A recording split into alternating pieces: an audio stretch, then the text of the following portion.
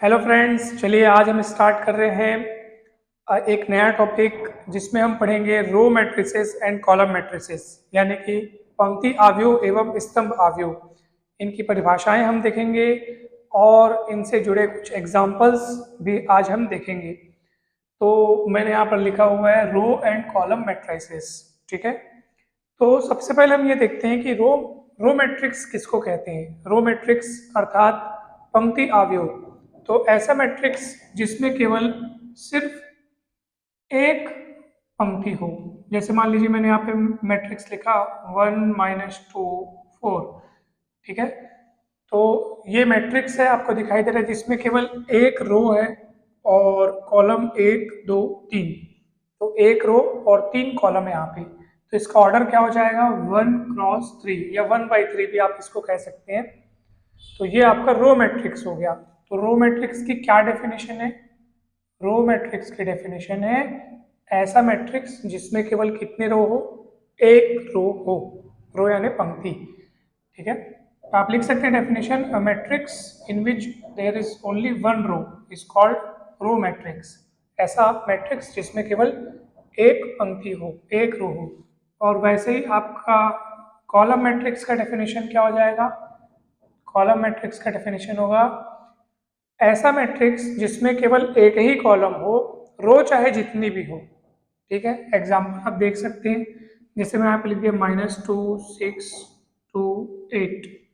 ठीक है, तो इसका आप ऑर्डर बताइए। तो इसमें देखिए पंक्तियां कितनी है, रोज कितने हैं, 1 2 3 4 रोज हो गए। और कॉलम कितने हैं, कॉलम सिर्फ एक है। तो 4 × 1 इसका ऑर्डर हो जाएगा 4 × 1। और आप देख रहे हैं कि केवल एक कॉलम है यहाँ पर, इसलिए हम इसको क्या कहेंगे, कॉलम मैट्रिक्स कहेंगे। तो रो मैट्रिक्स के डेफिनेशन ये हुआ कि जिसमें केवल एक रो हो, कॉलम चाहे जितने भी हो, उसको रो मैट्रिक्स। और कॉलम मैट्रिक्स का डेफिनेशन क्या होगा, जिसमें कॉलम सिर्फ एक होना चाहिए, रो चाहे जितने भी हो। ठीक है, तो ये रो मैट्रिक्स कॉलम मैट्रिक्स का डेफिनेशन हो गया। अब मैं आपको बता रहा हूँ row vectors and column vectors. ठीक है, row vectors and column vectors, row vectors and column vectors in a matrix. किसी आव्यूह में पंक्ति सदिश और स्तंभ सदिश, row vectors and column vectors in a matrix. मान लीजिए एक कोई मैट्रिक्स है। अब आपको पता ही है कि मैट्रिक्स के एलिमेंट्स को हम किस प्रकार लिखते हैं। जैसे पहला एलिमेंट जो है वो फर्स्ट रो का है और फर्स्ट कॉलम का है, तो A11 लिखते हैं। जो ये जो पहले नंबर पे लिखा है ना, वो उसके रो नंबर को शो करता है, और जो यहाँ पे लिखा है वो कॉलम नंबर को शो करता है। क्योंकि ये एलिमेंट फर्स्ट रो और फर्स्ट कॉलम में, इसलिए A11 first row first column. अगला एलिमेंट क्या होगा, A12। 12 क्यों, 1 क्योंकि ये फर्स्ट रो का है, लेकिन अब कॉलम दूसरा नंबर का है, इसलिए 12।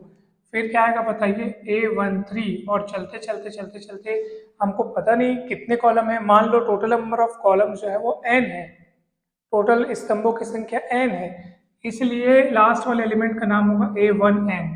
1 क्यों, क्योंकि ये एलिमेंट फर्स्ट रो का ही है, लेकिन n क्यों, क्योंकि ये nth नंबर के कॉलम का है, nवें नंबर के स्तंभ का है।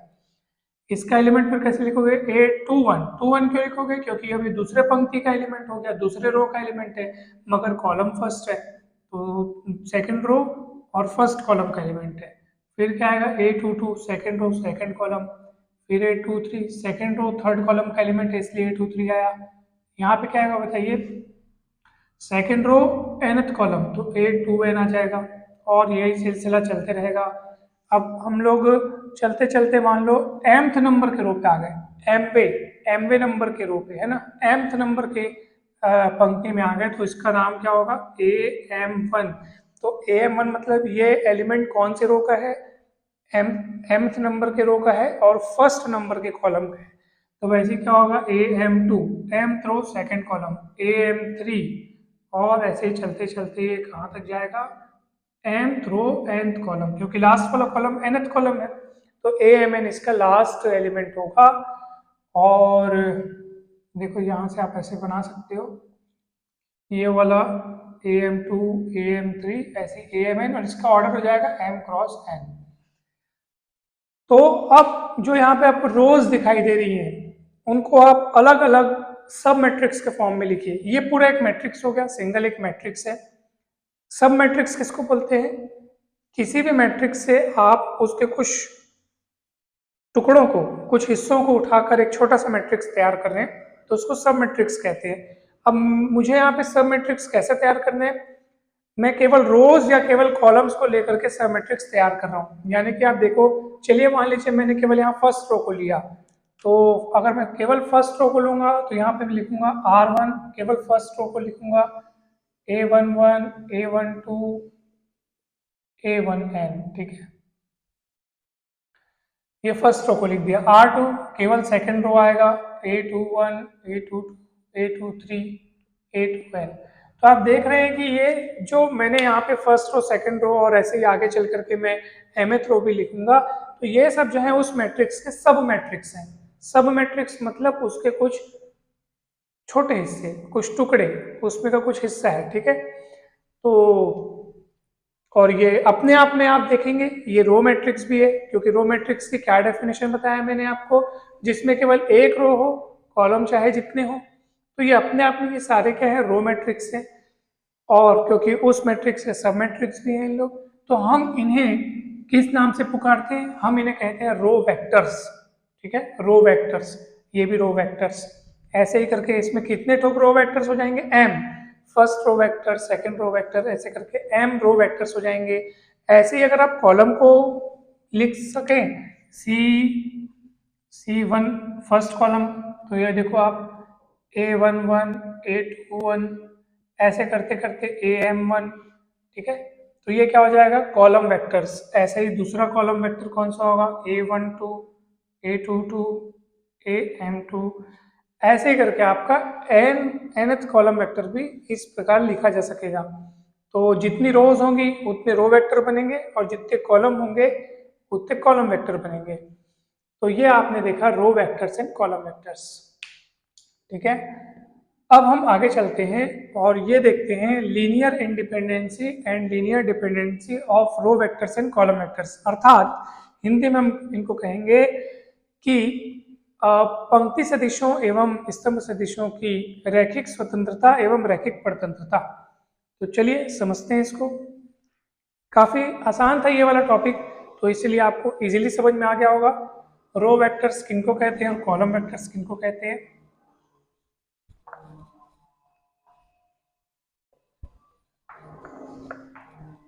चलिए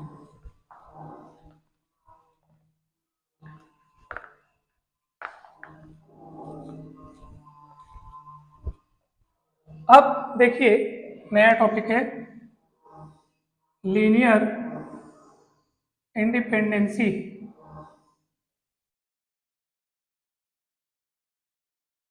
and linear dependency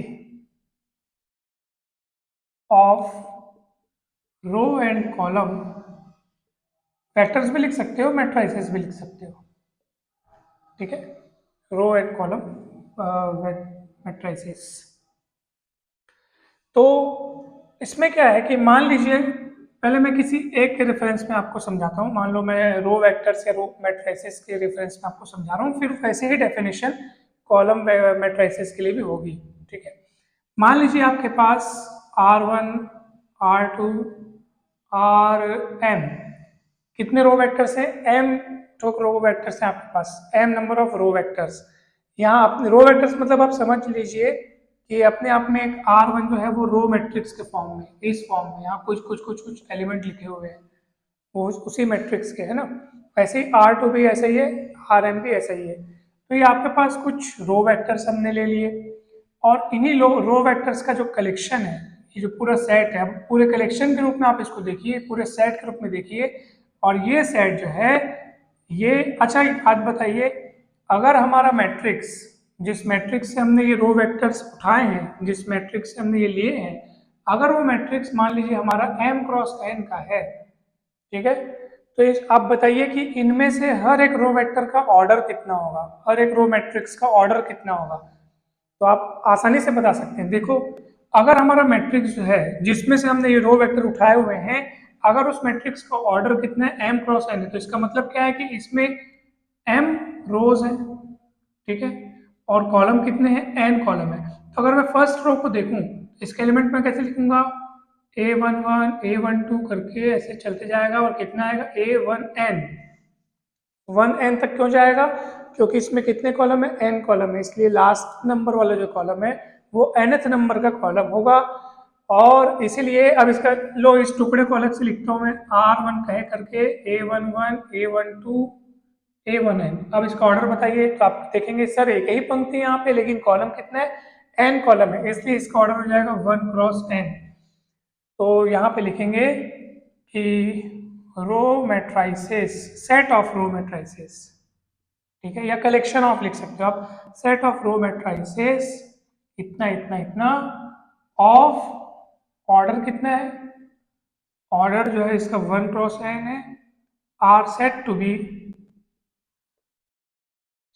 B linearly independent, short में मैं ऐसे लिखता हूं लीनियरली इंडिपेंडेंट इफ, ठीक है, ध्यान से देखिएगा, इफ ये आई डबल एफ यानी इफ एंड ओनली इफ, यानी कि यदि और केवल यदि। तो हम देखते हैं कि ये लीनियरली इंडिपेंडेंट कब कहलाएंगे, यदि हम इन रो वेक्टर्स को लेकर के एक लीनियर कॉम्बिनेशन तैयार करें। लीनियर कॉम्बिनेशन का मतलब है रैखिक संयोग, और उसका मतलब ये है कि इन रो वेक्टर्स को हमको लिखना है और इनके साथ साथ किसी एक कांस्टेंट का गुणा करते जाना है। कांस्टेंट यानी कोई स्केलर क्वांटिटी, कोई संख्या, ठीक है, k1r1, फिर दूसरा वाला वेक्टर ले लो आप, उसके साथ किसी दूसरी संख्या का गुणा करो, तीसरा वाला वेक्टर उसके साथ किसी तीसरी संख्या का, ऐसे करते करते करते जब आप यहाँ पहुंच जाएं तो ये जो एक्सप्रेशन है आपका, इसी को हम बोलते हैं लीनियर कॉम्बिनेशन। यानी लीनियर कॉम्बिनेशन तैयार करने के लिए क्या करना चाहिए, हर एक रो मैट्रिक्स या रो वेक्टर को आप उठा करके उसके साथ किसी स्केलर का इंटू करके उसको जोड़ दीजिए। स्केलर किसको कहा जा रहा है, कांस्टेंट, ये जो सामने सामने k1 k2 k3 दिख रहे हैं उन्हीं को कहा जा रहा है स्केलर, या आप उसको कांस्टेंट मान के चलो, कांस्टेंट, या उसको आप कोई नंबर मान के चलो, ठीक है। तो जब ये लीनियर कॉम्बिनेशन तैयार हो गया और उस लीनियर कॉम्बिनेशन को आपको इक्वल टू 0 करके लेके चलना है और उसको सॉल्व करना है, ठीक है, आगे इसको सॉल्व करना है। जब मैं आपको एग्जांपल बताऊंगा तो आपको और अच्छे से समझ में आ जाएगा। तो आपको लीनियर कॉम्बिनेशन तैयार करके फिर क्या करना है, उसको इज इक्वल्स टू 0 लेके चलना है और सॉल्व करना है। अब सॉल्व करते करते करते करते करते आप जब इस नतीजे पर पहुंचे कि सर हमने सॉल्व कर दिया और नतीजा ये निकला कि जितने आपने सामने में स्केलर क्वांटिटीज लिख रखे थे, जितने कांस्टेंट आपने सामने में लिख रखे थे, उन सभी कांस्टेंट्स की वैल्यू कितनी आ रही है सर, 0 आ रही है, मान लीजिए, है ना। जितने स्केलर कोएफिशिएंट आपके सामने में लिख रखे थे उन सभी की वैल्यूज कितनी आ गई सर, 0 आ गई। ये 0 ऐसे नहीं आएगा, आपको थोड़ा सॉल्व करना पड़ेगा। और अगर आपने इन सभी को 0 ला दिया, सब के सब 0, एक भी ऐसा नहीं छूटे जो 0 ना आए, यानी सब के सब 0 आ जाए अगर, तब आप कहेंगे कि सर ये जो सेट ऑफ आपने रो मैट्रिसेस लिया था या सेट ऑफ रो वेक्टर्स लिया था वो कैसा होगा, वो होगा लीनियरली इंडिपेंडेंट। हम इस पूरे कलेक्शन को लीनियरली इंडिपेंडेंट कहेंगे। ध्यान रहे, लीनियरली इंडिपेंडेंट किसी एक दो को नहीं बोल रहे हैं, उस कलेक्शन को बोल रहे हैं कि हाँ ये इतने सारे रोज का कलेक्शन लीनियरली इंडिपेंडेंट होगा।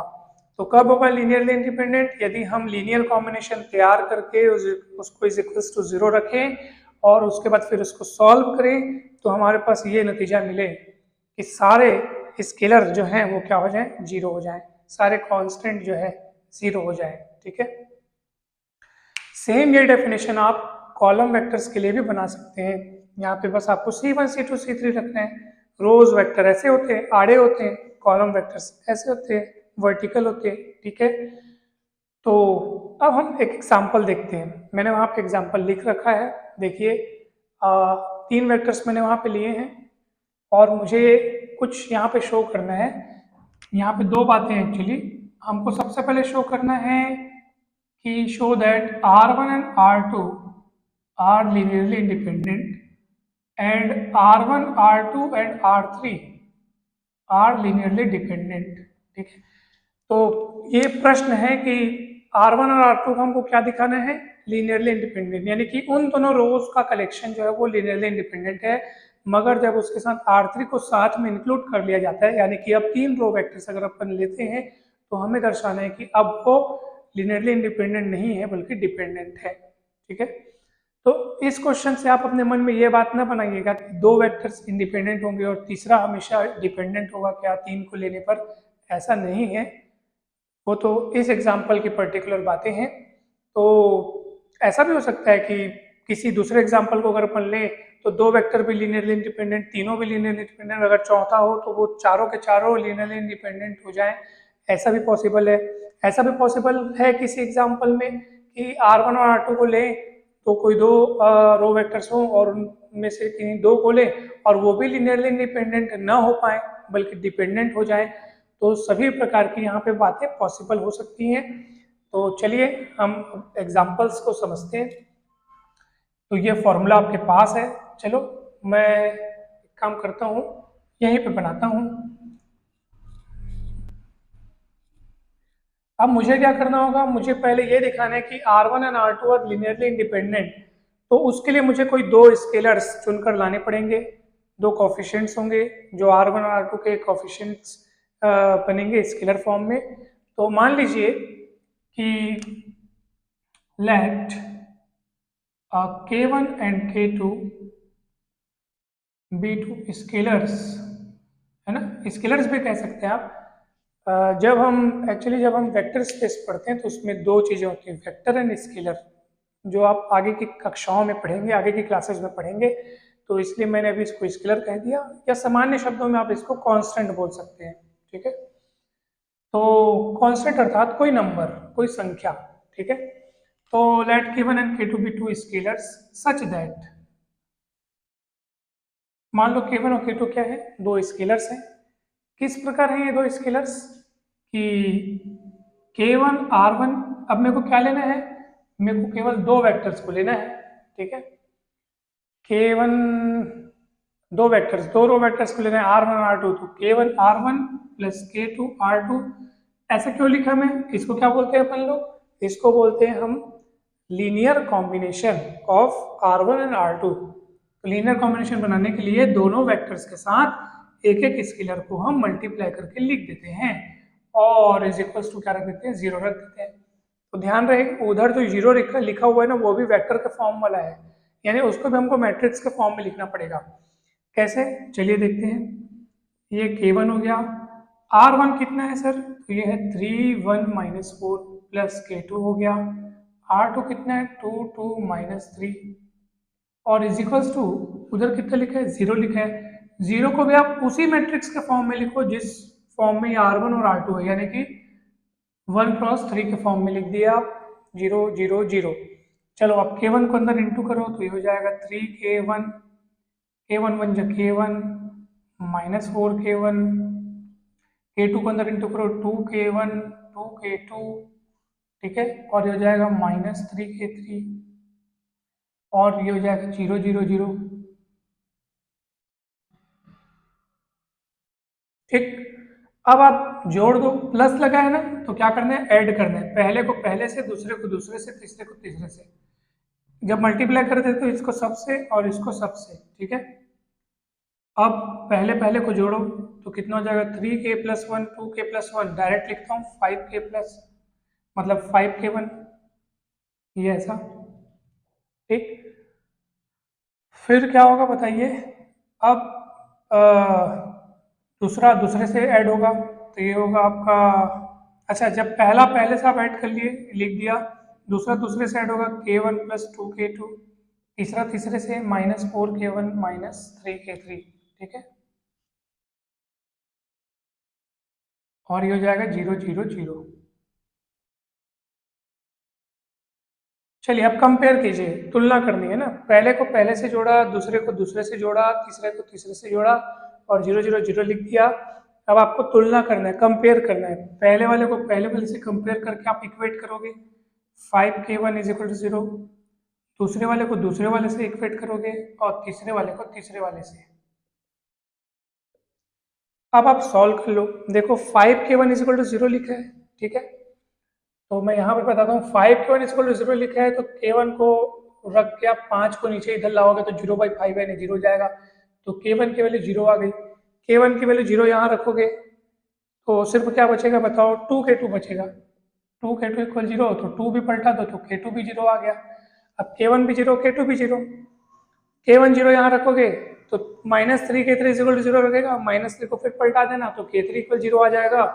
तो इस प्रकार नतीजा क्या निकला कि ये सिद्ध हो गया कि हमने इसका लीनियर कॉम्बिनेशन को इज इक्वल्स टू 0 लेके चले और नतीजा हमारे पास ये मिला कि सारे जो स्केलर्स क्वांटिटी हैं, सारे जो कांस्टेंट है, उन सब की वैल्यू कितनी आ गई, 0 आ गई। इसलिए ये सिद्ध होता है कि R1 and R2 are linearly independent. अब हमें साथ ही ये भी शो करना है R1, R2 and R3 are linearly dependent, यानी अगर तीनों वेक्टर्स का कलेक्शन एक साथ ले रहे हैं तो वो लीनियरली डिपेंडेंट होगा, ये हमको शो करना है। तो चलिए उसको भी मैं लेके चलता हूँ जल्दी से।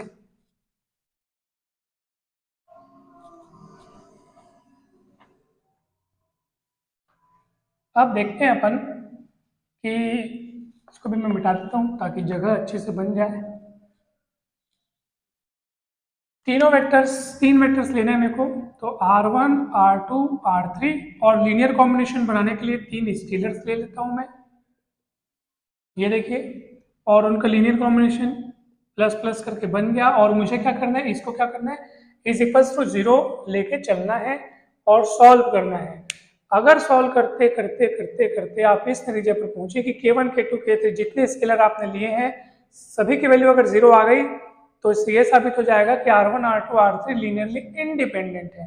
मगर हमको क्या सिद्ध करना है, हमको ऐसा प्रश्न में कहा गया है कि ऐसा शो करना है कि R1, R2, R3 linearly dependent है।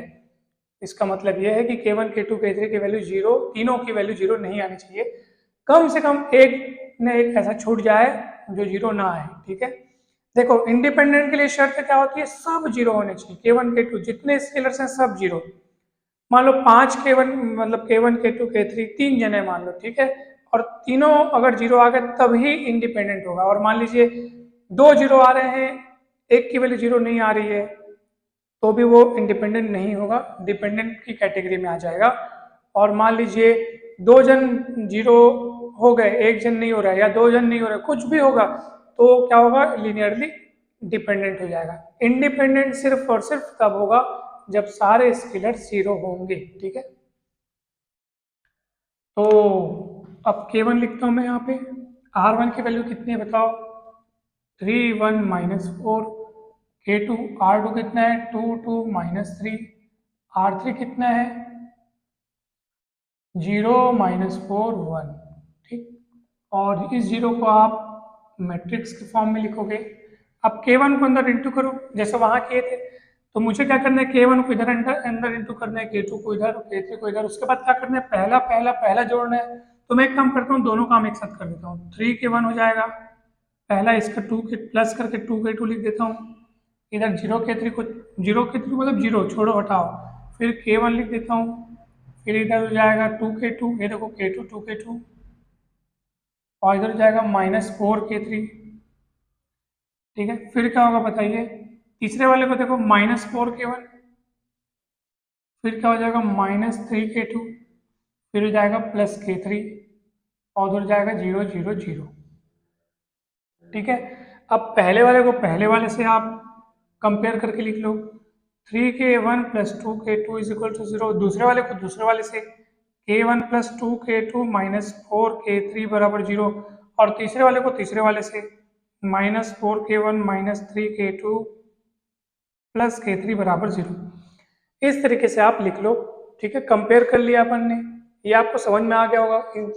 इसको पहले तीनों के साथ इंटू करते, फिर इसको तीनों के साथ, इसको तीनों के साथ, फिर अपन एक एक को जोड़ते, उससे अच्छा अपन डायरेक्ट इंटू करते, साथ में जोड़ते गए, जैसे वहां पे अपन अलग अलग किए थे, ताकि वो पहली बार अपन समझ रहे थे, अब उसको अच्छे समझ लिए, इसलिए मैंने यहाँ पे डायरेक्ट कर दिया। अब चलो इसको हमको सॉल्व करना है। कैसे सॉल्व करेंगे, चलिए मैं सबसे पहले इक्वेशन 1 को देखता हूँ अच्छे से, और मैं वहां पर वैल्यू निकाल लेता हूँ किसी एक की वैल्यू। मान लीजिए मैं K1 की वैल्यू निकाला, तो K1 की वैल्यू कैसे निकलेगी, पहले 2K2 उधर ट्रांसफर होगा -2K2 करके, उसके बाद ये 3 जो है वो बटे में आएगा, तो K1 की वैल्यू कितनी आ गई, -2/3K2, -2/3K2 करेक्ट। अब K1 की वैल्यू अपन किसी एक में रख देते हैं, या तो यहाँ रखो चाहे वहां रखो, ठीक है। तो k1 की वैल्यू मैं रख देता हूँ इस वाले इक्वेशन में, इसको नाम दे देता हूँ इक्वेशन 1, इसको दे देता हूँ 2। ठीक है, तो put the value of k1 in equation number 2, तो क्या मिलेगा बताइए, ध्यान से समझेंगे। k1 की वैल्यू कितनी है, -2k2/3 + 2k2 -4k3 is equals to 0।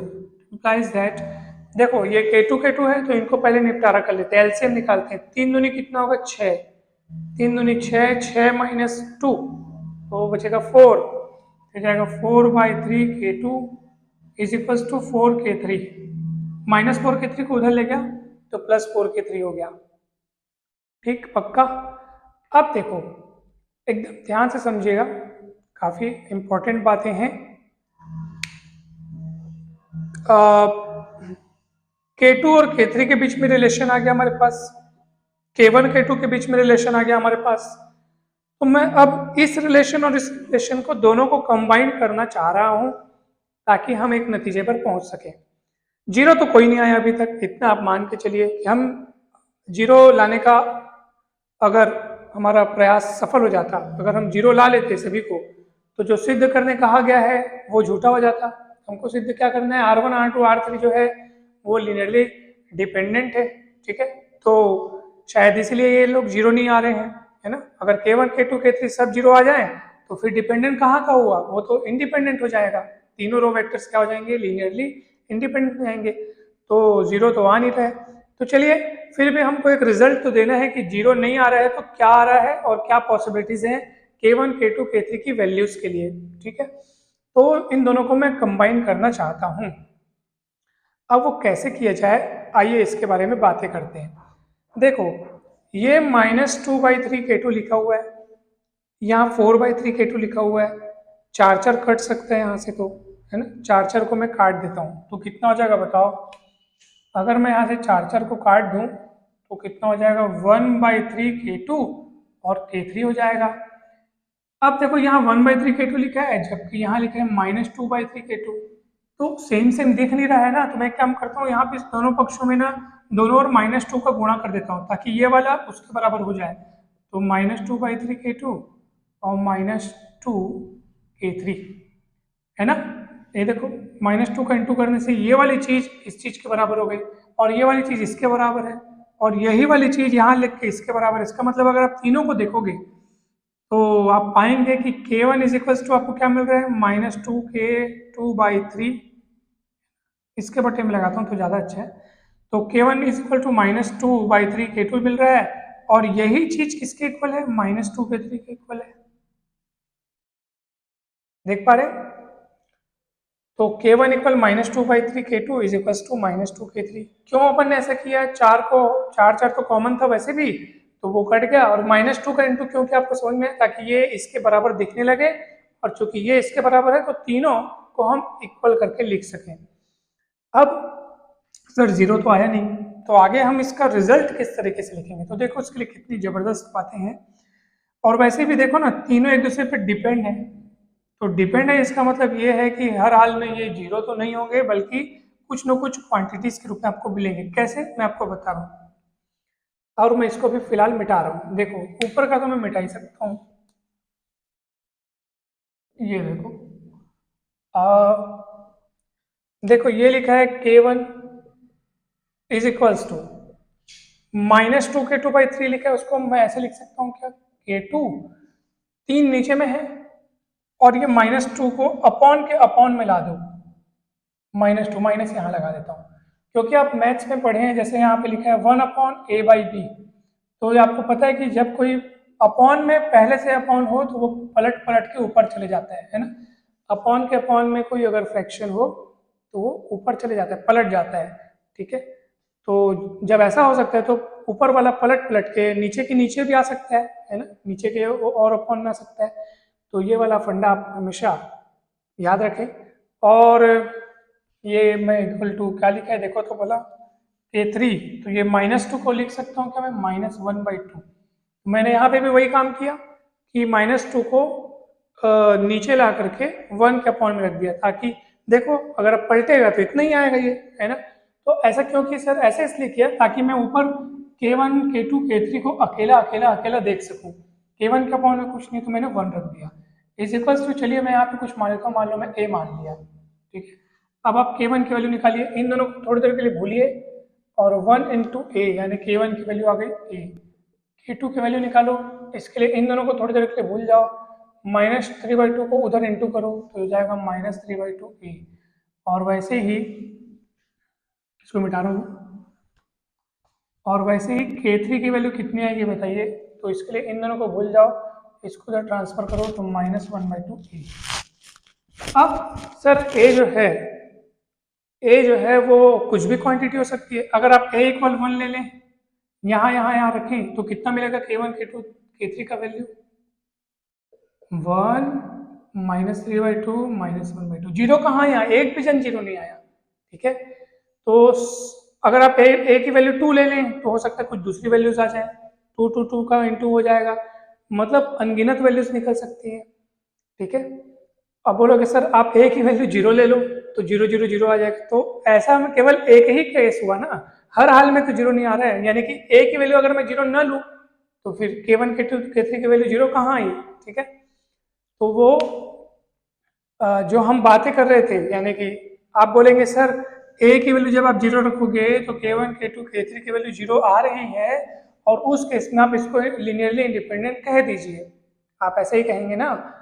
तो मैं कहूँगा कि भैया वो तो A पर 0 रखने पर 0 0 आ रही है, और A पर 0 अगर न रखें, कुछ दूसरा चीज रखें तो 0 कहाँ आ रही है, ठीक है।